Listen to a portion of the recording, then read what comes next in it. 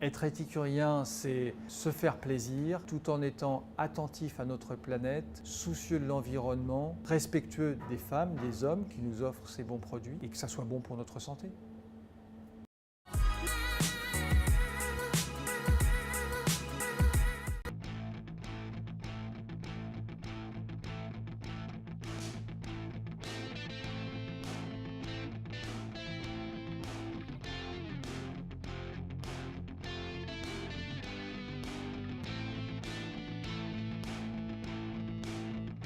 Alors, je m'appelle François Pasteau, je suis chef de cuisine et le propriétaire du restaurant L'Épi du Pain à Paris dans le 6e arrondissement. Alors l'Épi du Pain, ça a été créé il y a 22 ans, en 1995. Je voulais faire un restaurant gastronomique accessible au plus grand nombre. Le fil conducteur, ça a été d'offrir des produits de qualité, de proximité, de saison, gastronomiques, donc des assiettes quand même bien ficelées, comme on dit, avec de bonnes saveurs, mais à un prix accessible à tous.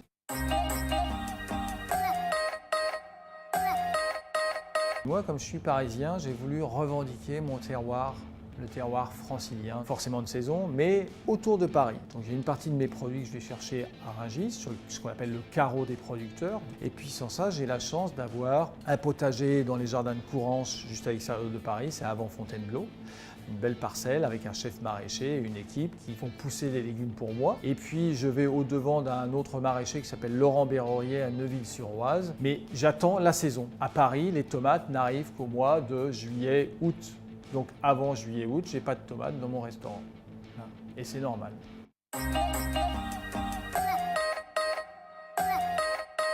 Pour moi, c'est important qu'un produit ne voyage très peu au niveau de l'empreinte carbone. C'est bien meilleur. Et au niveau du goût, de la saveur, un fruit ou un légume qui n'a pas connu le transport, le choc thermique des frigos est bien meilleur et bien plus goûteux qu'un produit qui a voyagé sur de nombreux kilomètres dans un frigo.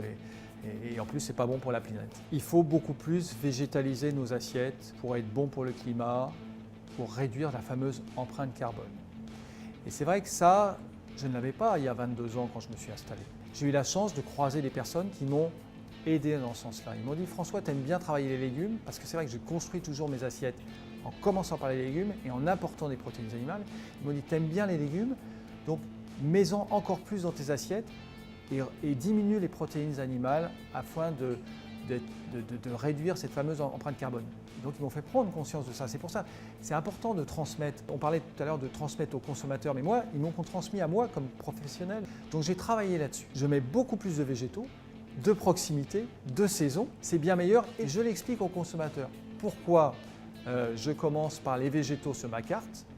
Ça les interpelle, donc ils posent des questions. Et pourquoi eux aussi doivent le faire?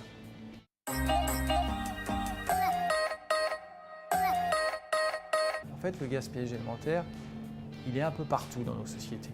Il est un peu partout parce qu'on ne prend pas le temps. On ne prend pas le temps de réfléchir, on ne prend pas le temps de se poser les bonnes questions avant de mettre la moindre parure de viande, de poisson, de fruits à la poubelle. Est-ce que je ne peux vraiment rien faire avec? Et vous verrez, la plupart du temps, vous allez trouver une idée. Vous allez trouver une idée et pour moi, c'est important parce que à travers tout ça, il y a l'humain. Quand vous ne jetez pas, vous respectez les femmes, les hommes qui ont produit ce fruit, ce légume, qui ont été pêcher ce poisson, qui ont élevé cette viande, cet agneau, ce bœuf, ce veau. Je m'explique. Quand vous achetez un produit de très grande qualité, un légume bio par exemple, vous n'allez pas avoir besoin de l'éplucher. Donc vous ne gaspillez pas. Et si vous voulez vraiment l'éplucher, faites quelque chose avec les épluchures. Et vous allez vous amuser. Faites ça en famille, avec vos enfants, avec votre conjoint. C'est un moment de partage. Moi, je suis très optimiste. Je ne suis pas pessimiste du tout. Je suis très optimiste parce qu'il y a une prise de conscience très importante du consommateur. Et je le vois dans mon restaurant, mais aussi je le vois quand je reçois des amis chez moi ou quand je discute à l'extérieur. Que le consommateur est en train de se réapproprier, mais depuis quelques années, son alimentation. Il est en train de se réapproprier les produits.